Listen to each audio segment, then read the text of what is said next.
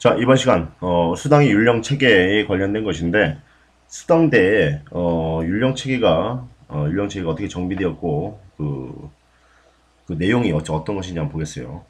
자, 보면은 수당대는 율령 체계 및 율령의 바탕을 둔 통치 체제를 이제 완성하는 시기였습니다. 그래서 이런 뭐 당률 소위와 같은 이런 뭐 책들 같은 것도 이제, 발간이 되면서, 율령이 완성되었음을 이제 알려주는 것이죠.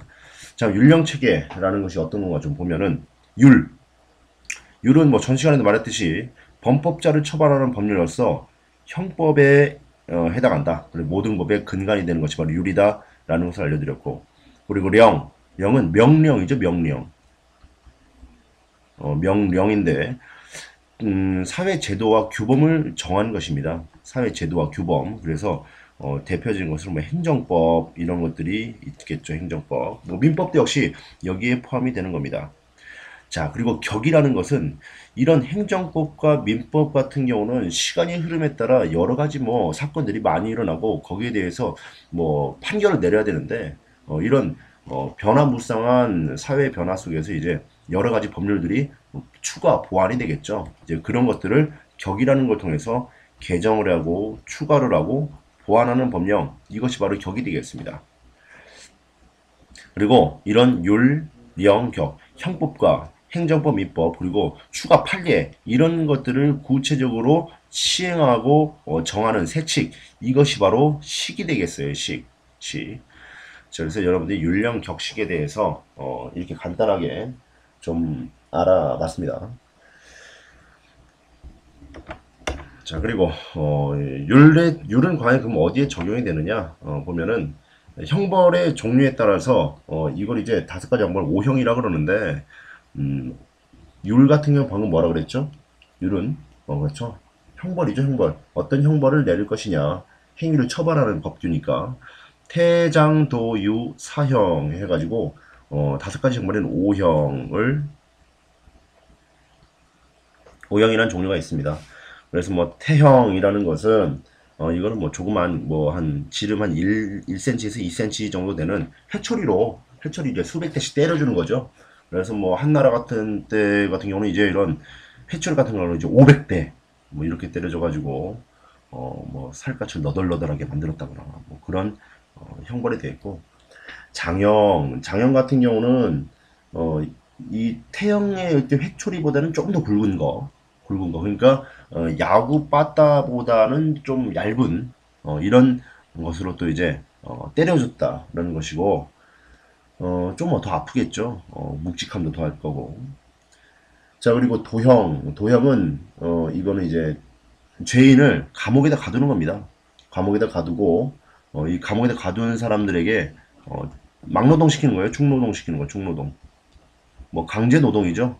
강제 노동 시키는 것이 바로 도형이 되겠고, 그럼 유형은 이거는 이제 뭐 유배입니다. 유배,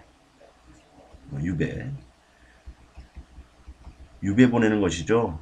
뭐 유배 보낸다는 것은 그건 뭐 정치적으로 이제 뭐 끝났다 뭐 이런 것이고, 정치적으로 생명이 끝났다. 그리고 사형은 이건 뭐 이제 뭐냐 삶이 끝났다는 거죠. 그래서 이런 다섯 가지 형벌이 있고, 이런 율에 적용되는 법률 같은 경우 그 특징이 신문에 따라서 차등으로 적용됩니다. 신문에 따라서. 그래가지고 높은 사람들한테는 약간 뭐랄까 완화된 법률이 적용되고, 또 신문이 좀 낮은 사람한테는 또 엄격한 법률이 적용되는 이제 그런 법이 또 율이 되겠어요. 그리고 유교의 가족 윤리가 역시 반영이 됩니다. 아까도 말씀드렸듯이 가족 윤리가 있다고 그랬죠, 유교에는. 그래서 부자 간의 어떤 그런 법률적인 문제가 있을 때는 더 엄격하게 법을 적용하는 것이고, 역시 부부에게도 더 엄격한 법을 적용하는 것이고, 윗사람과 아랫사람에 대한 어떤 그런 송사에 대해서도 더욱더 법을 엄격하게 드는 법률을 차등으로 적용을 했던 것을 이제 알 수가 있는데, 이런 것들이 이제 큰 특징이라고 볼 수가 있겠어요. 자, 그래서 당의 이제 통치 체계를 보면은 당나라 같은 경우는 이제 뭐 중앙에다가는 이렇게 삼성육부제라 해가지고 중서, 문화, 상서 해가지고 삼성을 두었고, 그리고 육부, 이호, 예병, 현공 해가지고 이 각각의 육부를 두었습니다. 뭐 지방에다가는 뭐 주와 현을 설치해 가지고 그 통치 체제를 담당을 했었죠. 여기서 이제 말하는 이제 중서성 같은 경우는 법령에 기초한 거, 즉 정책을 수립하는 곳이죠. 정책 수립하는 것이 중서성이 되어 있고, 문화성 같은 경우는 정책을 심의하는 곳입니다. 심의. 그리고 상서성 같은 경우는 정책을 시행하는 곳이죠. 시행. 그리고 이런 시행하는 일들을 이제 각각의 육부가 나누어서 하는 것이죠. 실무를 담당하는 곳. 이것이 바로 이제 중국의 당나라의 삼성 육부제가 되겠습니다. 당의 통치제도, 당령에 대해서 좀 알아보면은, 당령 같은 경우는 뭐 과거제, 균전제, 뭐 관리선발, 토지제도, 조세제도, 군역 군사 여기 들어서 이제 당 통치 당령의 내용이 있겠는데, 과거제 같은 경우는 뭐 시문 위주의 진사과, 시문 위주라는 것은 얼마만큼 문장을 잘 짓느냐, 문장을 잘 짓느냐의 어떤 여부에 따라서 진사과라는 걸 뽑고, 그리고 경전 위주, 즉 경전을 얼마만큼 잘해오느냐, 즉 경전에 얼마만큼 박을 밝으냐, 이게 밝으냐, 여기에 대해서 이제 관리를 선발하는 명령과로 나눠집니다. 그래서 진사과는 이거 어떻게 보면 이제 그 순발력과 임기응변 뭐 이런 것들을 그 테스트하는 시험이라면은 경전유제 명령과는 암기력 테스트죠. 이런 걸 통해서 이제 관리를 선발하는 거죠. 그래서 특히 이제 유교적 소양을 갖춘 사람들이 관직 진출도 증가하게 됩니다. 특히 이제 명경과 같은 것들이 명경과 같은 것들로 시험 본 사람들이 관직에 더 진출하게 되는 그런 현상이 나타나게 되는 거고, 토지제도는 균전제라는 것이 있죠. 그래서 3년마다 이제 호정을 작성하고 백성들에게 일정한 토지를 지급하는 것이 이제 균전제가 되겠습니다. 그리고 조용조제를 보면은 조용조제 같은 경우는 농민에게 조용조라는 것을 이제 수취하게 되는데, 조용조라는 것은 이제 뭐냐? 조는 곡물이죠. 곡물로 내는 토지세, 토지세가 바로 조가 되어 있고, 용은 이건 노동력이죠. 노동력. 여기서 또 말하는 조는 이건 이제 그 특산물을 내야 되는데, 특산물 대신에 뭐라는 겁니까? 그렇죠. 각 호별로 직무를 징수하는 거.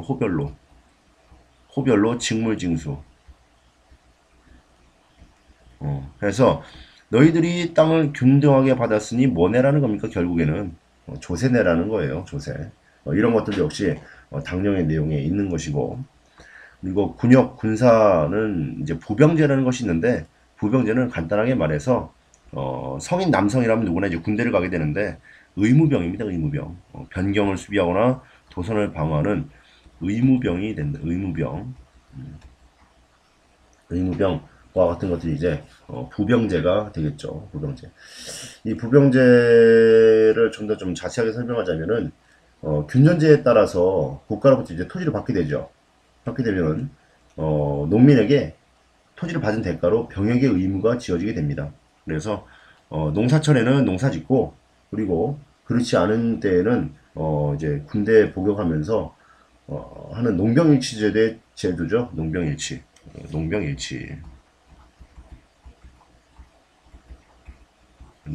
제도가 바로 부병제가 되겠어요.